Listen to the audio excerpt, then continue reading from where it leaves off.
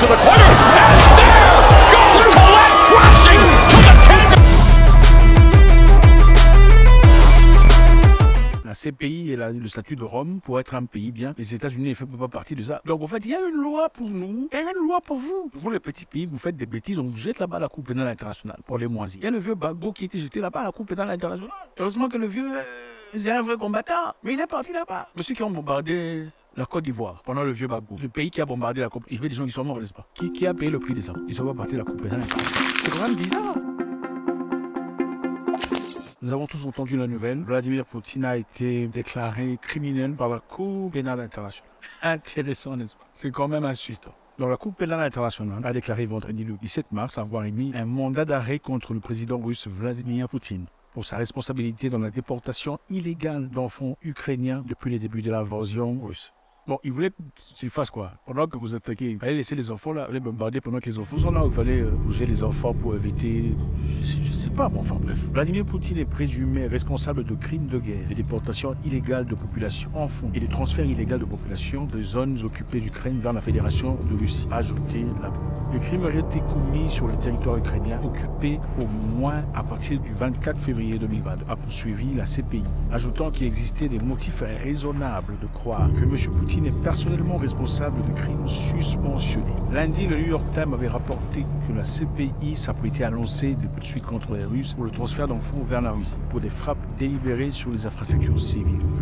Est-ce qu'on comprend ici, on accuse Vladimir Poutine d'avoir envoyé les enfants en Russie avant de faire des attaques foudroyantes et totales. Ça sonne très mal. Envoyer les enfants, manifestement par leur fallait bombarder les enfants ou envoyer les enfants. Il fallait bombarder pendant que les enfants sont là pour déplacer les enfants. Je sais pas, les gens c'est différent. Donc, quand même de manière très impolie, je trouve, un président d'un État aussi fort, aussi puissant, le seul président de la Conseil de sécurité. Il y a 5 pays dans le Conseil de sécurité.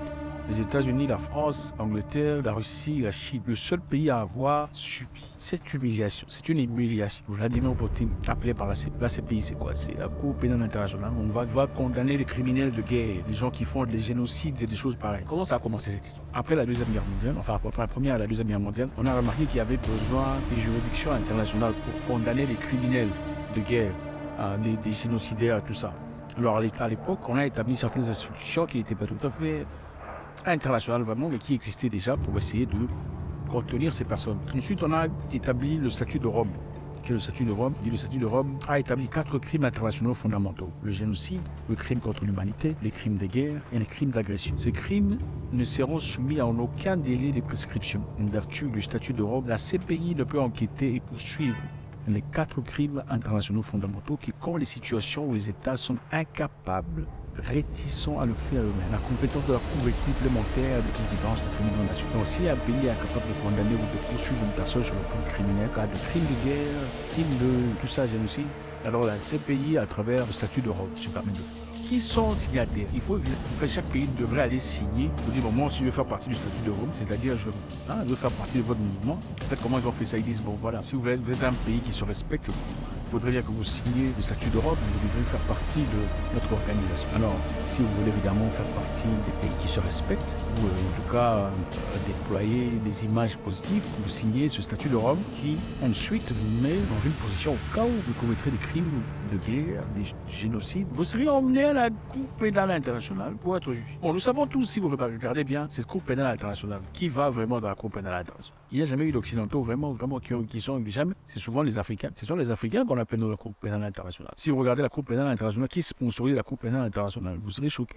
Il y a Georges Soros, parmi beaucoup d'autres. Pour ceux qui savent, ils comprennent. C'est-à-dire que c'est une cour qu'on a carrément établie pour certaines personnes. Bon, regardez maintenant la carte ici pour voir qui fait partie de cette Cour pénale internationale. Qui sont signataires? Au cas où vous faites des bêtises, vous allez vous faire juger à la Cour pénale internationale. Regardez tous ces pays que vous voyez là sur leur carte. Qu'est-ce que vous remarquez? Les États-Unis ne font pas partie de cette Cour pénale internationale ou de statut de Rome. Ils n'ont pas signé. C'est-à-dire, vous signez, nous on ne les signe pas. Les États-Unis n'est pas. La Russie n'est pas. Ils se sont retirés. En fait, la Russie était signataire. Jusqu'à un moment donné, ils se sont retirés. La Chine ne fait pas partie de cette histoire. Il faut savoir que les États-Unis, c'est un pays qui, moralement, demande à ce qu'il y ait démocratie dans tous les pays sur Terre. On a demandé démocratie en Syrie, par exemple. On est parti combattre en Irak pour emmener la démocratie. Dans beaucoup de pays, on essaie d'emmener la démocratie. Pourquoi, si, au nom de la démocratie, il faut signer la CPI et le statut de Rome pour être un pays bien, les États-Unis ne font pas partie de ça. Donc, en fait, il y a une loi pour nous, il y a une loi pour vous. Vous, les petits pays, vous faites des bêtises, on vous jette là-bas à la Cour pénale internationale pour les moisis. Il y a le vieux Gbagbo qui était jeté là-bas à la Cour pénale internationale. Heureusement que le vieux, c'est un vrai combattant, mais il est parti là-bas. Monsieur qui ont bombardé la Côte d'Ivoire pendant le vieux Gbagbo, le pays qui a bombardé la Côte, il y avait des gens qui sont morts, n'est-ce pas? Qui a payé le prix des armes? Ils sont pas partis de la Cour pénale internationale. C'est quand même bizarre qu'on ne sélectionne qu'un certain groupe de personnes qui va à la Cour pénale internationale.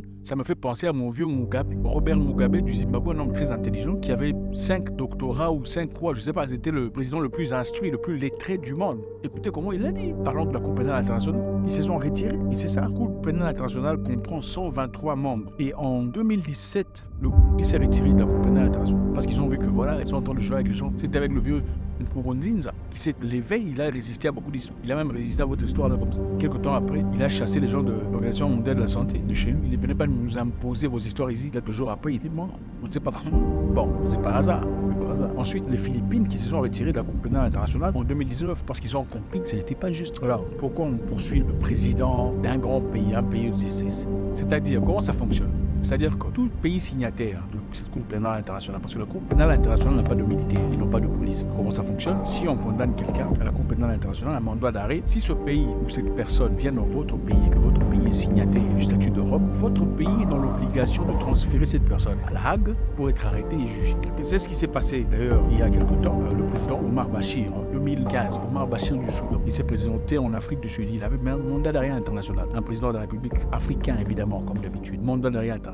Arrivé en Afrique du Sud, on a exigé à ce que l'Afrique du Sud transfère M. Omar Bachir pour être jugé. À l'époque, il y avait le président Zuma qui a dit absolument non, je ne le transfère pas. Le président Omar Bachir du Soudan est venu en Afrique du Sud et quelques temps est parti. On a critiqué l'Afrique du Sud pour avoir fait ça. On a critiqué jusqu'au point où l'Afrique du Sud dit si vous continuez, on va se retirer, on quitte votre Cour pénale internationale. Donc c'est très intéressant de voir maintenant qu'on veut condamner Poutine. C'est-à-dire que M. Poutine ne pourra plus voyager. S'il voyage, on va l'arrêter, c'est ça. C'est bizarre. Mais c'est quand même bien de voir qu'on veuille condamner des gens aussi puissants qui font des choses qui sont inacceptables. Je pense que si M. Poutine a fait des choses inacceptables, il est tout à fait normal qu'il soit présenté à la justice. Tout à fait. S'il fait des choses mauvaises, il doit être présenté à la justice. Mais je pense qu'il serait équitable de faire appel à M.